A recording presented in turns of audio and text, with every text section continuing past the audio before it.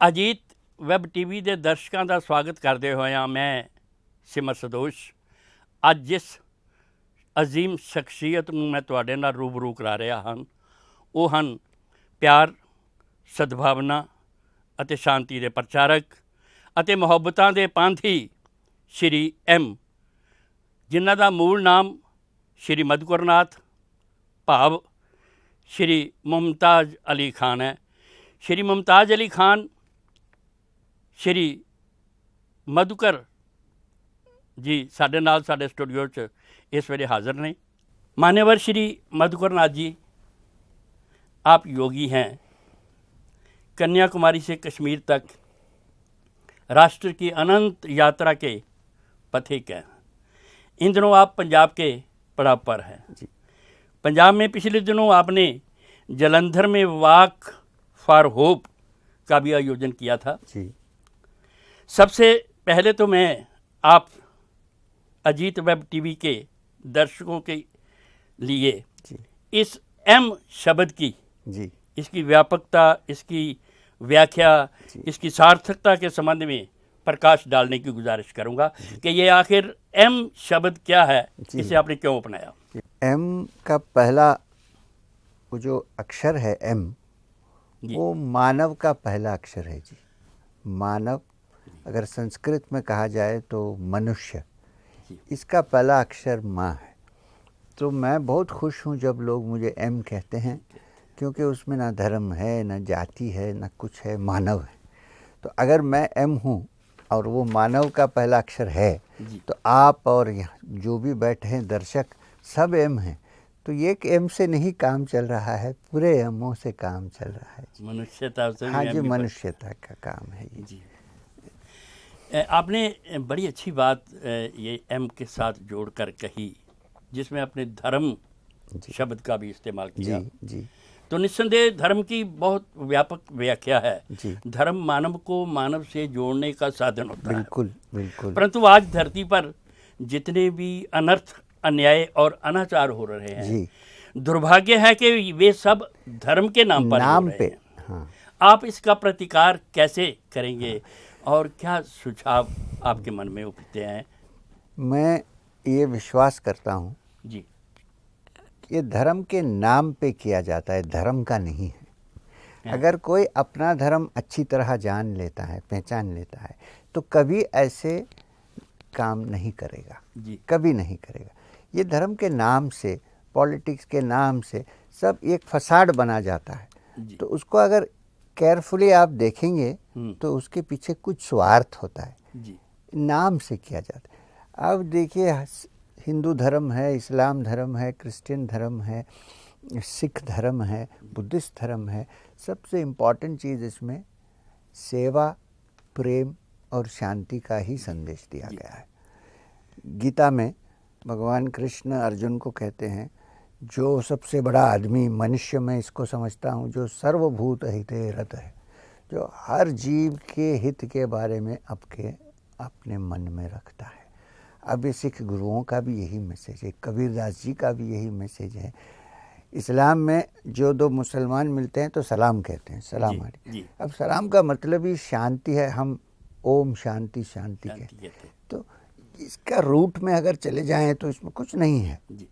ये हम धर्म का खाली नाम पे ऐसा होता है।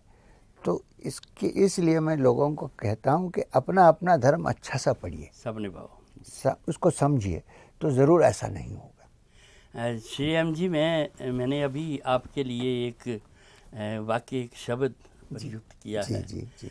मुहब्बतां दे पांदी।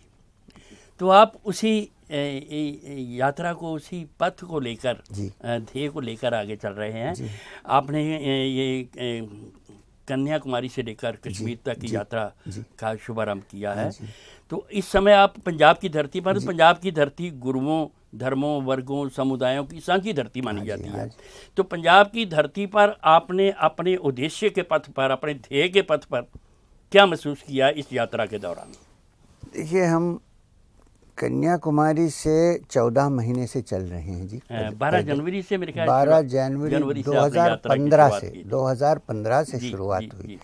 तो अभी आगे हम श्रीनगर 30 तारीख को पहुंचेंगे अप्रैल का, ऐसा हमारा उद्देश्य है। जी जी। तो बीच में हम अभी पंजाब में आए हैं, पंजाब के बाद तो हम जम्मू चले जाएंगे पठानकोट से। ये हमारा लास्ट स्टेज है बिफोर जम्मू एंड कश्मीर। तो हम एंटर किए यहाँ सरहंद से, सरहंद से सीधा गए फतेहगढ़ साहब। अब फतेहगढ़ साहब एक सैक्रिफाइस की जगह है, देखिए। तो मुझे अच्छा लगा, हमें अच्छा लगा कि ऐसी जगह से हम शुरू कर रहे हैं जहाँ इतने मासूम बच्चों का सैक्रिफाइस हुआ धर्म के लिए, मनुष्य के लिए, मानवता के लिए। तो पंजाब में सैक्रिफाइस तो बहुत प्राचीन क्वालिटी है, गुण है। और दूसरा चीज़ यह है कि हमें पंजाब में बहुत सारा कोऑपरेशन मिला है, ऐसे सब स्टेट में मिला है, ऐसा नहीं कि नहीं मिला है। तो अच्छे एंथुसियाज्म से लोग हमारे साथ आते हैं और खाने पीने में हम पदयात्रियों को कोई कमी नहीं मिली हुई है पंजाब में। तो अभी हमें लग रहा है कि ये यात्रा सफल तो हो ही जाएगी, क्योंकि इतने स्टेटों में हमको सपोर्ट मिला। आपने अभी तक क्या महसूस किया इस यात्रा के दौरान? हमने देखा कि जैसा मैंने पहले कहा जी, स्वार्थ जब सामने आ जाती है और मानव सेवा पीछे हट जाती है तो ये सब होता है। तो इसको फिर वापस मानव सेवा वापस सामने लाना है, ये सबसे इम्पोर्टेंट है। और ये बचपन से स्कूलों कॉलेजों में आज हमें इस बच्चों को इसके बारे में कोई विद्याभ्यास नहीं देते हैं, खाली जॉब मिलने के लिए पढ़ाते हैं, पैसा बनाने के लिए सिखाते हैं। प्रेम और शांति बनाए रखना और मानव एकता के बारे में शिक्षा नहीं होती है। तो इसलिए हम ज़्यादातर स्कूल कॉलेज में जाते हैं और बच्चों के हृदय में इसका जो बीज है मानव एकता शांति का, वो हम बो रहे हैं। तो इसलिए हम ये काम कर रहे हैं। तो हमें ये महसूस हुआ है कि बच्चों को जब हम इस बातों सिखाते हैं, ये बातें सिखाते हैं, बच्चों का मतलब यंगस्टर्स को, अब तो कॉलेज लेवल उसके ऊपर भी, तो वो बड़ा इंटरेस्ट से सुनते हैं इसको और वो समझते हैं, क्योंकि उनका मन अभी बंद नहीं हुआ है, खुला है। तो ये काम सबसे बड़ी चीज़ है। तो मुझे लगता है कि ये हर आदमी भारत का इसके बारे में सोचता ही है, मगर कोई कारण से कभी कभी थोड़ा टेढ़ा हो जाता है। कोई किसी ढंग से सोचता है, कोई किसी ढंग से, लेकिन सोचता अवश्य है, मगर ये कभी टेढ़ा हो जाता है। तो टेढ़ा कराया जाता है, होता नहीं है। तो इसको हम कोशिश करना है कि नहीं हो। जी। तो श्री एम जी, ये विश्व में प्रेम, सद्भाव, शांति, भ्रातृत्व भावना, इसको बढ़ाने के लिए क्या आपने अभी 2-3 शब्दों जिनमें शिक्षा का या युवाओं का या बच्चों का योगदान या उन्हें ज्ञानवान करने के बारे में बात की है, तो ये जो विश्व बंधुत्व है की भावना है, इसके लिए शिक्षा नीति में भी कहीं परिवर्तन की ज़रूरत है। परिवर्तन की ज़रूरत है, सबसे बड़ा यही है। मैं तो कहता हूँ कि अगर शिक्षा में इसका परिवर्तन हो जाए तो भविष्य में ये प्रॉब्लम निकलेगा ही नहीं, एक इनॉकुलेशन हो जाएगा, जैसा कि बीमारी होगी ही नहीं।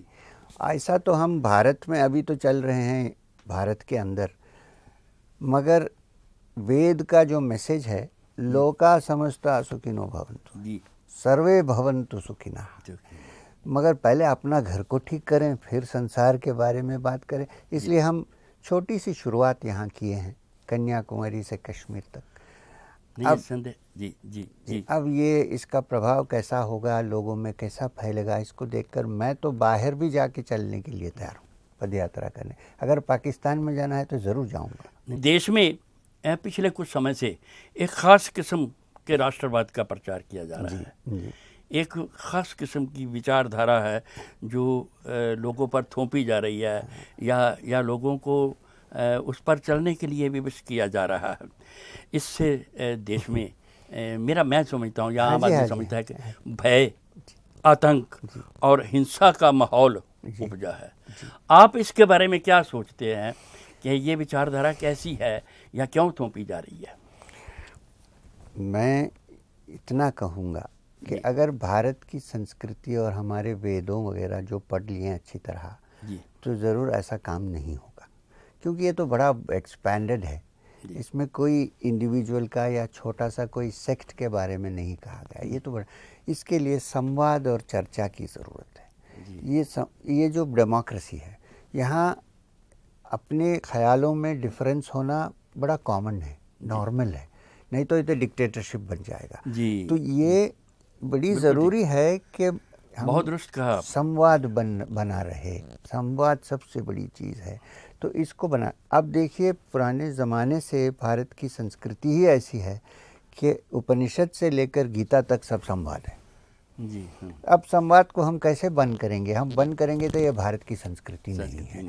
तो मैं लोगों को ये कह रहा हूँ कि इसको अच्छी तरह आप समझ जाइए, ये किसी के ऊपर हम सौंप नहीं सकते।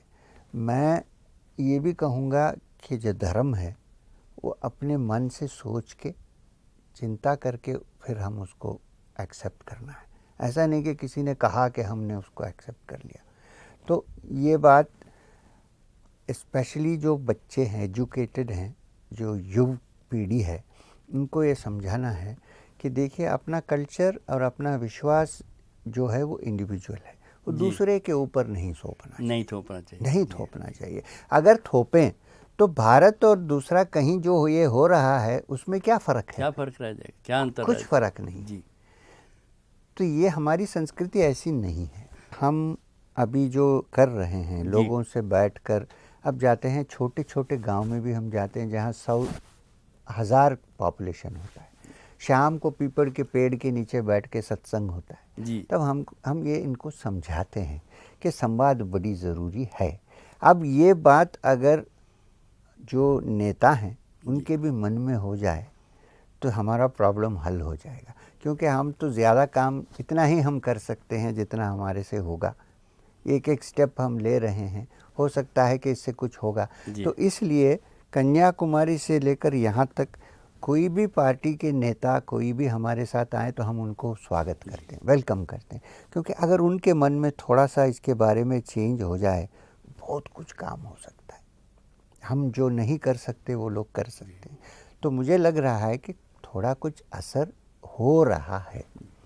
कल परसों मोहन जी भागवत जो आरएसएस के चीफ हैं, उन्होंने एक बात कही। अभी जो आपने कहा उसके बीच में एक है कि भारत माता की जय क्यों नहीं कहते हैं, भारत माता की जय नहीं कहता है तो नेशनलिज्म नहीं है। उन्होंने कल का ये थोड़ा सा कुछ बदला है इसमें। जी बदला, तो बिल्कुल ठीक। उन्होंने कहा कि भारत माता की जय किसी को फोर्स करने की ज़रूरत नहीं है, बलात् नहीं थोपी नहीं कहलाया जा सकता। तो अगर वो वहाँ से आ रहा है तो मुझे लगता है तो कुछ चेंज तो हो रहा है, नहीं तो आने वाला नहीं है। आज ये हमारी यात्रा से हुआ है ऐसा नहीं कह रहा हूँ मैं जी, कुछ तो बदला नहीं, यात्रा का प्रभाव तो पड़ा ही है, पड़ेगा भी, हो सकता है। और दूसरा क्या है कि नेताजी सुभाष चंद्र बोस ने जय हिंद कहा। अब जय हिंद और भारत माता की जय में क्या फ़र्क है? कोई जय हिंद बोला तो ठीक है, कोई नहीं बोला इसका मतलब नहीं है कि वो नेशनलिस्ट नहीं है। मैं नहीं समझता हूँ। समाज में घृणा का माहौल बन रहा है। यहाँ एक जैसे विश्वविद्यालयों में आजकल छात्र वर्ग में जो असंतोष उपज रहा है, ये छात्र असंतोष के लिए कौन सा तत्व उतर रही है? मैं ये नहीं कहूँगा कि ये शासन इसका कारण, मूल कारण नहीं है, ये तो नहीं कहूँगा। मूल कारण ये है कि देखिए, यूनिवर्सिटियों में, विश्वविद्यालयों में बच्चों को, जो स्टूडेंट्स हैं, जो विद्यार्थी हैं, उनको ओपनली चिंता होती ही रही है। अभी नया नहीं है, पहले से हो रही है जी। तो इसको होने देना है। मेरे ख्याल से जब माइंड एक्सपैंड होता है तो उसके लिए विस्तार मिलता है, तो इनको संवाद या डिस्कशन होना चाहिए। समाचार से इसको ठीक कर सकते हैं, फोर्स से ठीक नहीं कर सकते। दर्शकों को मैं ये कहूँगा कि दो चीज़ समझ लीजिए। एक कि पहले हम मानव हैं, मानव हैं, कोई यहाँ नहीं है जो आसमान से गिरता है, सब माँ की पेट से पैदा होता है। अब जब हम मरते हैं तो ज़मीन पे ही जाते हैं, चाहे स्मशान हो चाहे कब्रिस्तान हो, एक ही जगह में जाते हैं। तो हम मानव हैं, यही, इससे बढ़कर प्रूफ की ज़रूरत नहीं है। तो कोई भी धर्म, किसी भी है, जो सब लोग मानव हैं। दूसरा, हम भारतवासी हैं। ये ऐसा महान राष्ट्र है जहाँ कैसा संसार में कहीं नहीं आपको मिलेगा। इतनी भाषाएं, इतनी धर्म, फिर भी हम अपने आप को भारतवासी बड़े गौरव से कहते हैं। तो इसको भी संभालिए, इसको टूटने नहीं दें। उसको क्या करना है वो आपस में सोच के कीजिए, वो मैं नहीं बताऊंगा, मैं बोल नहीं सकता हूँ। आप जितना कर सके उतना कीजिए, मगर इसको टूटने नहीं दें। ये बहुत बड़ा, ये हम भारत को सूत्र है। संसार का आध्यात्मिक गुरु समझते हैं। जी, इसको भारत तो वैसे भी विश्व गुरु रहा है। विश्व गुरु है, तो इसको हम तोड़ना नहीं, टूटने नहीं देना है। बस इतना ही मेरा संदेश है, बड़ा सिंपल सा संदेश। योगी जी, यात्रा के इस पड़ाव के बाद आप आगे किस माध्यम से कश्मीर जा रहे हैं? हाँ, अभी हम कश्मीर जाएंगे, पदयात्रा करके ही जाएंगे, श्रीनगर तक जाएंगे, जम्मू से श्रीनगर तक। और रास्ते में जितने भी लोग हमें मिलेंगे उनसे भी यही बात करेंगे हम। यही जो बात हम कर रहे हैं उसको छुपाने की कोई बात नहीं है, यही बात करेंगे। मुझे मालूम है कि वहाँ का माहौल यहाँ से तो फ़र्क है थोड़ा सा, मगर मैं ये समझता हूँ कि मनुष्य आकर मानवता के बारे में सोचेगा ही। जी, कोई भी मनुष्य हो, उसका कोई भी धर्म हो, तो हम कोशिश करेंगे। और यात्रा समाप्त होने के बाद, अब हम यात्रा करके आए हैं, इतने 500 दिन की यात्रा हो जाएगी, तो बहुत लोगों को हम मिले हैं राष्ट्र के हित में। हाँ जी, हाँ जी, बहुत लोगों को हम जो मिले हैं, इनको फिर एक मीटिंग में हम एक कॉन्फ्रेंस जैसा रखेंगे, कहीं एक नेशनल कॉन्फ्रेंस, और फिर उनको हम इंस्ट्रक्शन देंगे कि अभी इसको कैसे फॉरवर्ड ले जाएं, क्योंकि इसके फॉलोअप की बड़ी ज़रूरत है। और वो फॉलोअप के लिए मीडिया बहुत इम्पोर्टेंट है जी, नहीं तो कुछ होने वाला नहीं है हमारे से। लोग कैसे, लोगों को समझ में आएगा कि क्या हो रहा है? तो यही हमारा फॉलोअप हम सोच रहे हैं। ਇਹ ਸਨ ਸ਼੍ਰੀ ਮਧੁਕਰ ਨਾਥ ਜੀ, ਭਾਵ ਸ਼੍ਰੀ ਐਮ ਜੀ। तो उम्मीद है ਤੁਸੀਂ ਇਹਨਾਂ ਦੇ ਵਿਚਾਰਾਂ ਤੋਂ ਬਹੁਤ ਮੁਤਾਸਰ ਪ੍ਰਭਾਵਿਤ ਹੋਏ ਹੋਵੋਗੇ। ਅਜੀਤ ਵੈਬ ਟੀਵੀ ਦੇ ਦਰਸ਼ਕੋ, ਅਗਲੀ ਵਾਰੀ ਫੇਰ ਅਸੀਂ ਅਜਿਹੀ ਕਿਸੇ ਅਜ਼ੀਮ ਸ਼ਖਸੀਅਤ ਨੂੰ ਲੈ ਕੇ ਤੁਹਾਡੇ ਰੂਬਰੂ ਹੋਵਾਂਗੇ, ਤੁਹਾਡੇ ਸਾਹਮਣੇ ਹੋਵਾਂਗੇ। ਤਦ ਤੱਕ ਲਈ ਇਜਾਜ਼ਤ ਦਿਓ। ਧੰਨਵਾਦ, ਸ਼ੁਕਰੀਆ।